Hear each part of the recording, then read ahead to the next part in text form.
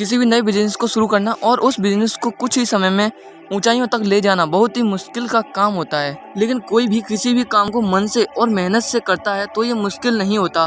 तो hello friends, मैं अभिषेक, आपका एक नई और नॉलेजेबल वीडियो में स्वागत है। तो आज मैं आपको बताने वाला हूँ डी मार्ट के बारे में। वैसे हर कोई डी मार्ट के बारे में जानता होगा या फिर डी मार्ट के बारे में सुना होगा। डी मार्ट एक सुपरमार्केट की बहुत बड़ी चेन है जिसमें हर किसी को रोजमर्रा की जरूरतों का सामान मिलता है। इसका संचालन एवेन्यू सुपरमार्ट्स एलटीडी द्वारा किया जाता है। इसका हेड ऑफिस मुंबई में है। आज की डेट में डी मार्ट इंडिया का सबसे बड़ा सुपरमार्केट बन चुका है और हर कोई रोजमर्रा की चीजों को डी मार्ट से ही बाई और सेल करना पसंद करता है, क्योंकि जो सामान बिग बाजार जैसे सुपरमार्ट्स में जिस भी रेट पर मिलता है वही सामान डी मार्ट पर उससे 4 से 5% कम रेट पर मिलता है, जिसकी वजह से ज्यादा पीपल डी मार्ट से ही बाई करते हैं, जिससे कुछ ही समय में डी मार्ट ने बाकी सुपरमार्ट्स को पीछे छोड़ दिया। दरअसल बात है 2002 की, जब राधा किशन दमानी ने डी मार्ट को मुंबई के पवई शहर में शुरू किया था। राधा किशन दमानी मारवाड़ी हैं, यही चीज उनको बड़ा और बेहतर बिजनेसमैन बनाती है, क्योंकि मारवाड़ियों के खून में बिजनेस ही दौड़ता है। मारवाड़ी बिजनेस के बारे में पहले ही मैंने एक वीडियो बनाई है जिसे आप जाकर देख सकते हैं, जिसमें मैंने मारवाड़ियों के माइंडसेट के बारे में बताया कि मारवाड़ी आखिर इतने बड़े बिजनेसमैन कैसे बन जाते हैं। इससे पहले से ही राधा किशन दमानी स्टॉक मार्केट में इन्वेस्टर थे और 1999 में राधा किशन दमानी ने नेरुल में एक सहकारी विभाग के स्टोर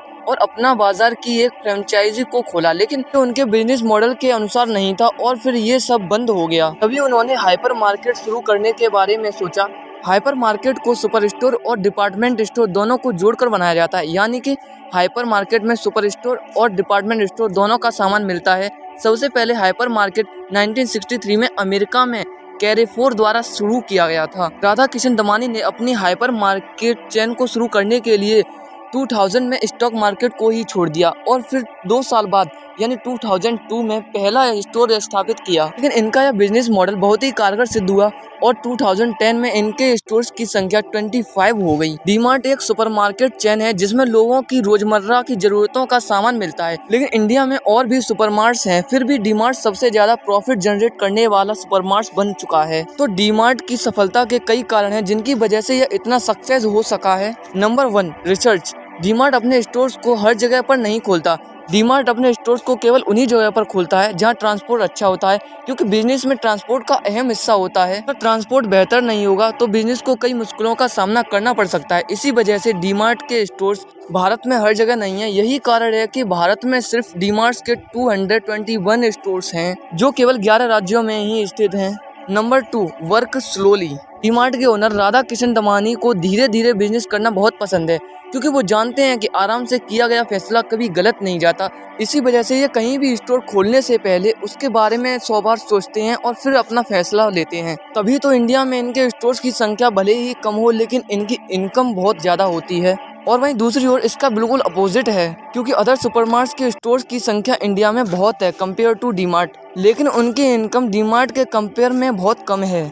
नंबर 3, डिस्काउंट्स। सभी सुपरमार्ट्स स्पेशल डेज में ही डिस्काउंट देते हैं, लेकिन वही डी मार्ट के डिस्काउंट कभी खत्म ही नहीं होते, जिससे ज़्यादा से ज़्यादा लोग वहां पर आते हैं और बाई और सेल करते हैं। डिस्काउंट की वजह से इनके पास जितना भी माल आता है वो हाल की हाल बिक जाता है, जिसकी वजह से इनके पास ज़्यादा क्वांटिटी में माल इकट्ठा नहीं हो पाता है। Number 4, places for stores. Radha Kishan Damani अपने बिजनेस को खोलने के लिए एक एक चीज़ को अच्छी तरह से परखते हैं। वो एक एक रुपए का हिसाब भी लगा के रखते हैं, इसीलिए वो अपने स्टोर्स को खोलने के लिए कभी भी जगह को किराए पर नहीं लेते, क्योंकि उनको वो बिजनेस लाइफ टाइम तक चलाना है। इसीलिए वो जानते हैं कि किसी भी जमीन को किराए पर लेना फ्यूचर में बहुत बड़ी मुश्किलें खड़ी कर सकता है। क्या पता किराएदार उसका किराया बढ़ा दे या फिर किराएदार अपनी जगह को खाली करने के लिए बोल दे, तो फिर इसमें बहुत नुकसान हो सकता है।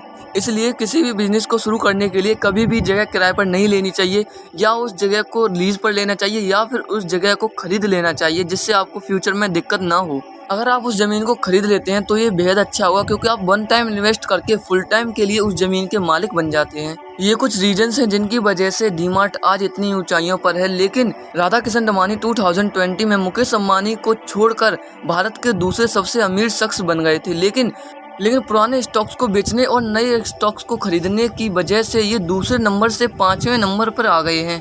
राधा किशन दमानी बहुत लंबे समय तक इन्वेस्ट करने वाले इन्वेस्टर हैं। ये अपने पैसे को कभी एक जगह इन्वेस्ट नहीं करते। ये किसी स्टॉक में अपनी हिस्सेदारी बढ़ाते हैं तो फिर किसी स्टॉक में अपनी हिस्सेदारी को घटाते हैं। राधाकिशन दमानी के पोर्टफोलियो से जुड़े नए अपडेट सामने आए हैं, जिसके अनुसार राधाकिशन दमानी ने इसी साल यानी 2022 में जनवरी से लेकर मार्च तक logistic company blue dart express में अपनी हिस्सेदारी को कम किया है। ब्लू डार्ट एक्सप्रेस एक इंडियन लॉजिस्टिक कंपनी है जो कुरियर डिलीवरी की सर्विस देती है, लेकिन शुरुआती 3 महीनों में ही दमानी की कंपनी ब्राइट स्टार इन्वेस्टमेंट्स ने logistic service company blue dart express के 17,000 शेयर बेचे। इसके बाद ब्लू डार्ट में दमानी की कंपनी की हिस्सेदारी घटकर 1.40% रह गई, जो दिसंबर से पहले 1.47% थी। लेकिन वहीं दूसरी ओर उन्होंने उसी समय वीएसटी यानी वाजिर सुल्तान टोबैको इंडस्ट्रीज में अपनी हिस्सेदारी बढ़ा दी। राधाकिशन दमानी ने जनवरी से मार्च तक यानी सिर्फ 3 महीनों में ही वीएसटी इंडस्ट्रीज के करीब 12,000 शेयर खरीदे। वीएसटी इंडस्ट्रीज में दमानी ने ड्राइव ट्रेडिंग एंड रेस्टोर्स और ब्राइट स्टार इंडस्ट्रीज के जरिए अधिकांश हिस्सेदारी खरीदी। दमानी और उनकी इन्वेस्टमेंट से जुड़ी इकाइयों के पास सिगरेट बनाने वाली कंपनी के 49,93,000 इक्विटी शेयर थे। इस तरह दमानी के पास वीएसटी इंडस्ट्रीज के 32.34% की हिस्सेदारी हो गई। वहीं 2021 के लास्ट 3 मंथ्स के आखिर तक दमानी के पास वीएसटी इंडस्ट्रीज की 32.26% हिस्सेदारी थी। राधाकिशन दमानी का पोर्टफोलियो इसी साल यानी 2022 के शुरुआती महीनों से ही बहुत गिर चुका है, जिसकी वजह से वो दूसरे नंबर से 5वें नंबर पर पहुंच गए हैं। राधाकिशन दमानी अप्रैल 2021 में 1,000 करोड़ का बंगला खरीदकर सुर्खियों में आ गई। राधाकिशन दमानी अभी भी भारत के 5वें सबसे अमीर आदमी हैं। उनकी कुल संपत्ति $21.7 बिलियन है। ये इंडिया के रिचेस्ट मैंस की लिस्ट में 5th नंबर पर और वर्ल्ड के रिचेस्ट मैंस की लिस्ट में 69वें नंबर पर आते हैं। तो ये थी डीमार्ट और डीमार्ट के ओनर राधाकिशन की स्टोरी। आई होप आपको डीमार्ट के ओनर राधाकिशन दमानी की ये सक्सेसफुल स्टोरी सुनकर बहुत अच्छा लगा होगा और शायद आपको इस वीडियो से कुछ नॉलेज भी मिली होगी। अगर आपको हमारी वीडियो अच्छी लगी हो तो वीडियो को लाइक और चैनल को सब्सक्राइब करना मत भूलिएगा। Thanks for watching.